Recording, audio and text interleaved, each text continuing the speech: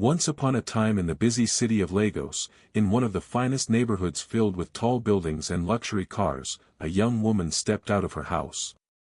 Her name was Lola. A sleek black SUV stood quietly outside.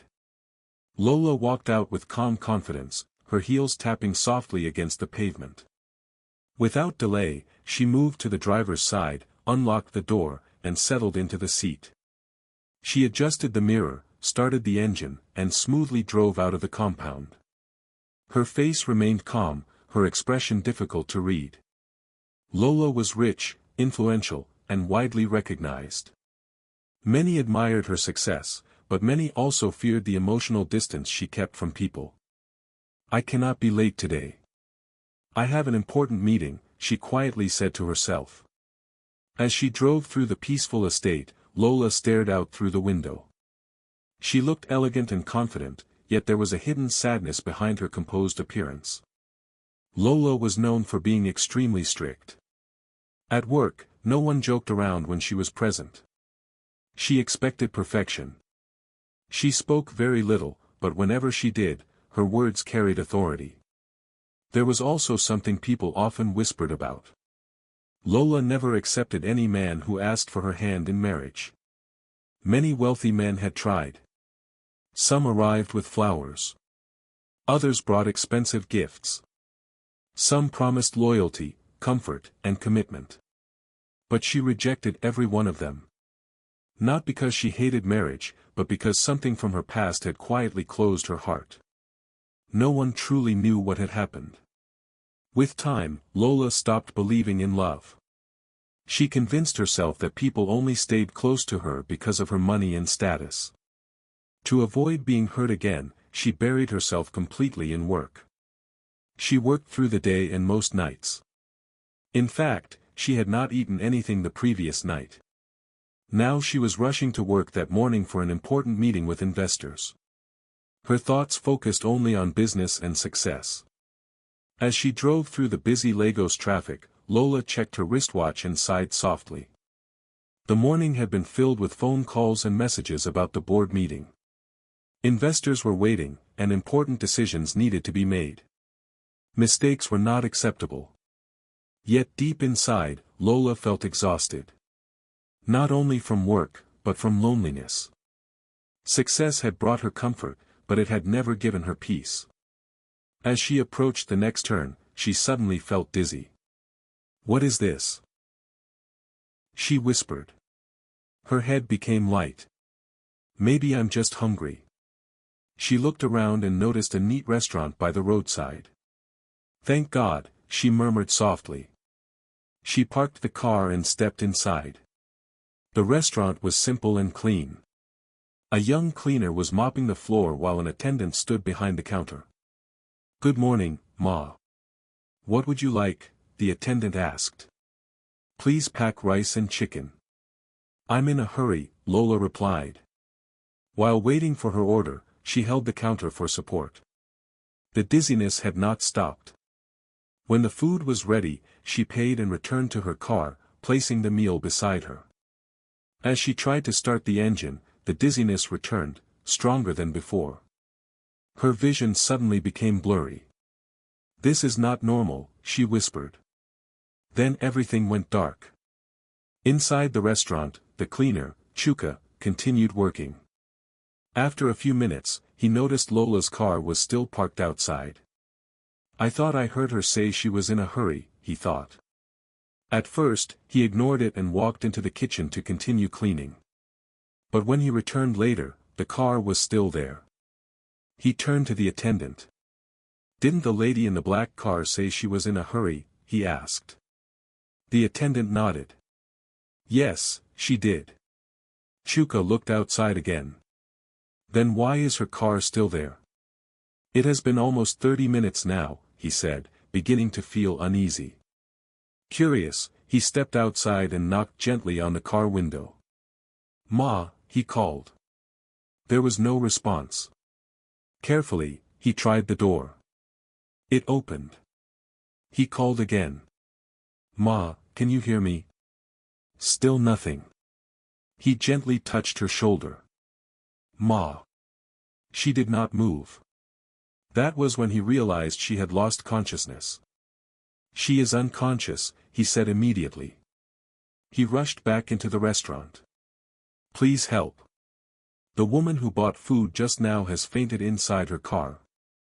She is not responding." The attendant froze in shock. "She's inside her car," Chuka continued urgently. "We cannot wait. We need to take her to the hospital." Without wasting any time, he ran back outside, carried her carefully to the back seat, and drove her to the nearest hospital. When they arrived, the nurses quickly rushed Lola inside. Minutes later, a doctor walked toward him. "She has been stabilized." "Are you related to her?" the doctor asked. "No, sir," Chuka replied. "I'm just a stranger. I work at the restaurant. She came there to buy food." The doctor nodded slowly. "You brought her quickly. That helped." Chuka handed Lola's car key to the doctor. "Please keep this safe," he said. Then he hurried back to work. Hours later, Lola slowly opened her eyes. At first, everything around her looked blurry. The ceiling above her was white, and a soft beeping sound echoed nearby. She tried to move her hand, but her body felt weak. "Where am I?" she whispered. A man in a white coat stepped closer. "You're in the hospital," he said calmly. "Please don't try to sit up yet." Lola blinked slowly, trying to remember what had happened. "The restaurant," she said faintly. "Yes," the doctor replied. "You fainted inside your car." She closed her eyes briefly before opening them again. "Who brought me here?" she asked quietly. "A young man," the doctor answered. "He said he works at the restaurant where you stopped this morning." Lola stared at him. "A young man?" "Yes," the doctor replied. "He said you were not responding. He drove you here himself and waited until we began treatment." "He waited?" she asked softly. "Yes." He seemed genuinely concerned, though he said he was only a stranger. Lola became silent. A stranger. Someone she had never met before. Someone with no reason to care. Yet he carried her to the hospital and waited for her. It did not make sense to Lola. "Did he leave his name?" she asked quietly. "He said his name is Chuka," the doctor replied. "He works as a cleaner at the restaurant." The name remained in her mind. The doctor reached into his pocket. "He also left this," he said, handing her a car key. Lola looked at it carefully. It was hers. She held the key tightly. Confusion. Gratitude. Disbelief. "Why would he do that?" she asked softly. For years, Lola had believed that kindness always came with a reason. In her mind, people only helped when they expected something in return. The doctor checked her chart again. "You were severely dehydrated," he explained. "You are under a lot of stress, and your blood sugar dropped very low. If he had not brought you here on time, the situation could have become serious." He paused briefly. "Thank God he acted quickly. You need proper rest." "Am I going home today?"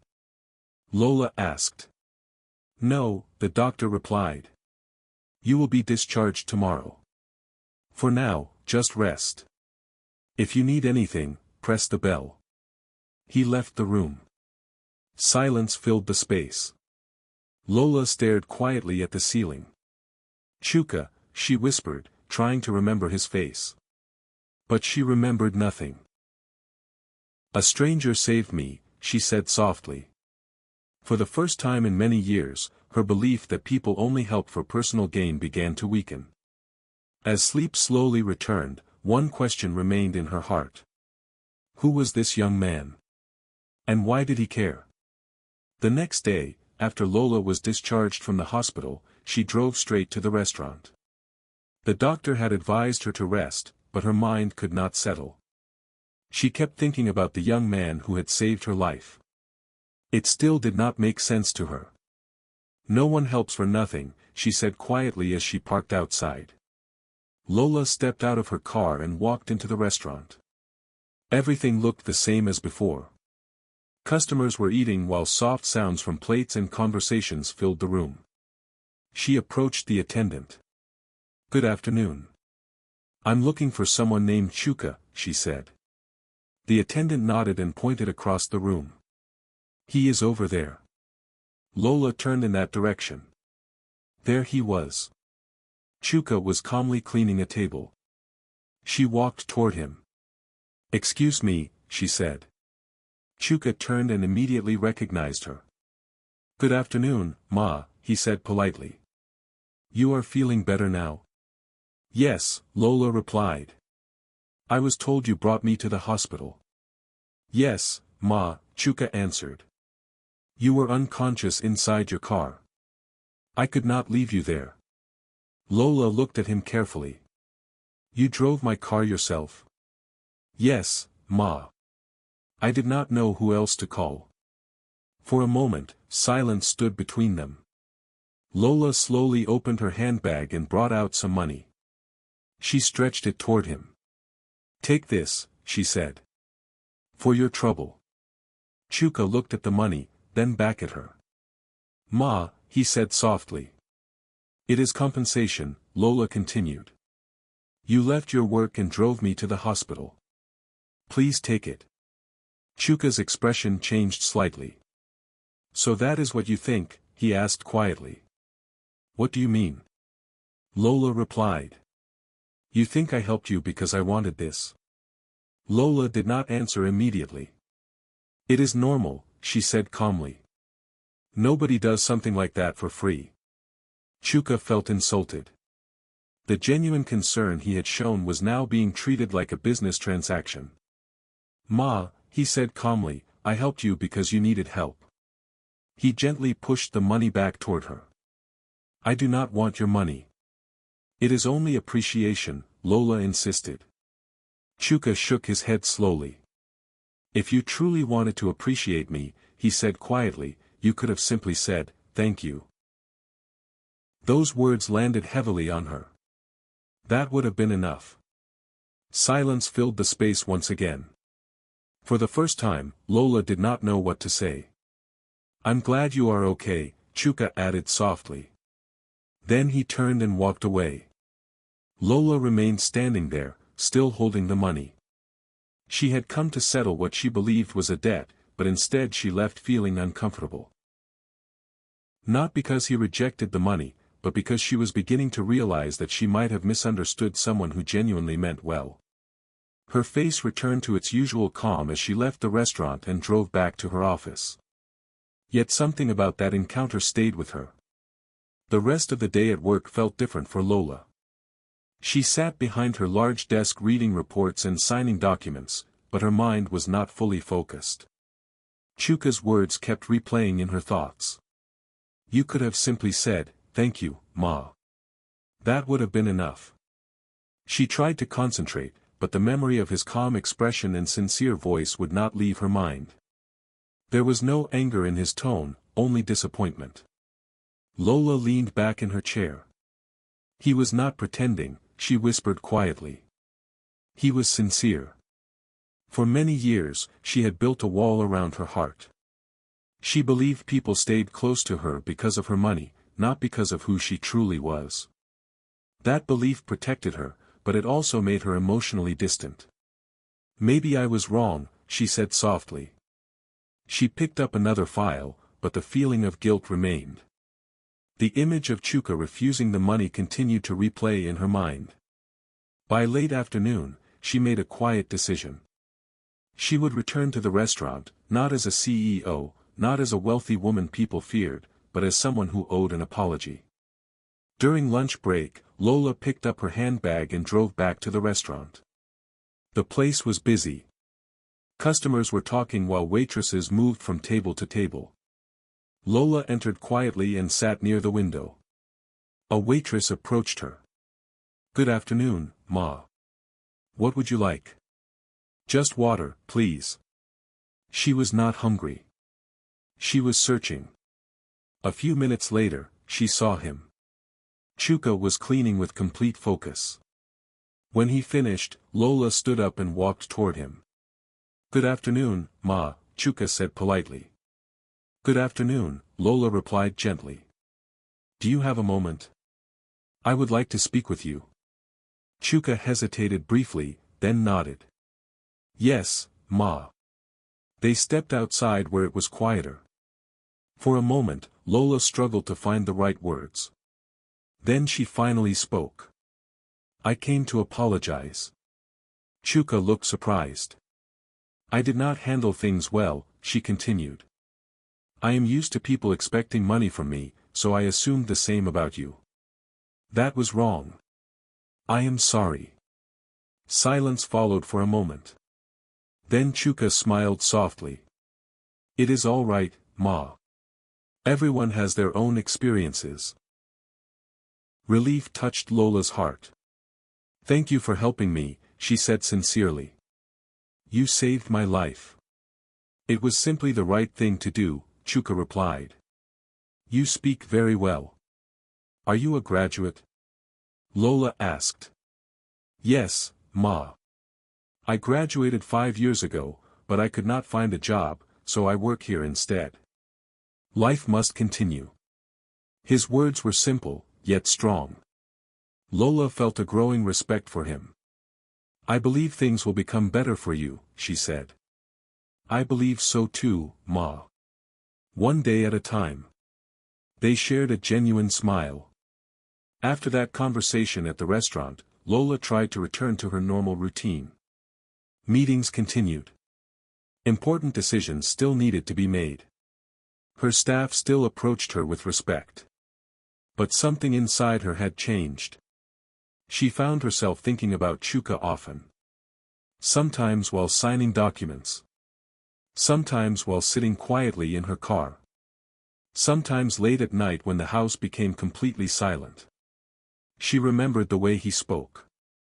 Calm. Respectful. Honest. One quiet evening, Lola sat alone in her living room. "I was once like him," she whispered. There had been a time when she struggled too. A time when opportunities were difficult to find. A time when survival required patience, strength, and endurance. She remembered the hunger, the rejection, and the long waiting. Those memories had never fully disappeared. Maybe that was why Chuka's honesty touched her so deeply. He reminded her of the person she used to be before success changed how people treated her, and before pain changed the way she viewed others. "I cannot ignore this," she said softly. She wanted to help him, not out of pity, but out of understanding. Lola was not someone who usually made decisions based on emotion, but this situation felt different. That night, she called one of her trusted managers. "Good evening, madam," he answered. "I need a junior administrative position opened," Lola said. There was a short pause. "Yes, madam." "Should I begin the process?" "Yes." "Prepare the office space quietly." "All right, madam." She ended the call. But Lola remained careful. She wanted to be completely certain. She did not rush the decision. Over the next 2 weeks, Lola visited the restaurant quietly. She never informed Chuka. Instead, she observed him. She watched how he worked with focus, how politely he spoke to customers, and how calm he remained even when people became impatient. Each visit strengthened her decision. Chuka was hardworking. Chuka was honest. Chuka carried dignity. 2 weeks later, Lola returned once again. "Good afternoon, Chuka. I came to speak with you." "Good afternoon, Ma," Chuka replied. They stepped outside together. "I have been thinking," Lola began. "And I have also been observing you." Chuka listened quietly. "I would like to offer you a job in my company," she continued. He stared at her in surprise. "A job?" "Yes," Lola replied. "Not as charity. You deserve an opportunity." She paused briefly before continuing. I saw myself in you. I know what it means to struggle and still remain honest. This position comes with accommodation and benefits as well, she added. Ma, are you serious? He asked. Yes. Chuka smiled with gratitude. Thank you. I truly appreciate this. You earned it, Lola replied. I will not disappoint you, he said confidently. I believe that, Lola answered. Neither of them knew how much that decision would eventually change their lives. As promised, Chuka resumed work at Lola's company. His first day felt new and hopeful. The office was quiet, organized, and very different from the busy restaurant where he once worked. One of the staff members showed him his desk. From the very beginning, he worked with focus and seriousness. He arrived early each day, listened carefully during meetings, and completed every assignment with full attention. Slowly, he became more comfortable in the new environment. Lola observed him quietly. She noticed his dedication, his discipline, and the respect he showed to everyone around him. As the days passed, their conversations became more natural. Sometimes they talked about work. Sometimes they shared simple jokes. Sometimes they went out for lunch together. Without planning it, their friendship gradually became deeper. The workers also began to notice changes in Lola. She was still strict, but now there was warmth in her behavior. She smiled more often. She spoke more gently. One afternoon, two staff members whispered quietly to each other. Madam looks happier these days. I noticed it too. Chuka also felt something growing inside him. He admired Lola deeply, her strength, calm voice, and quiet confidence. But he kept those feelings hidden. She is far beyond me, he often told himself.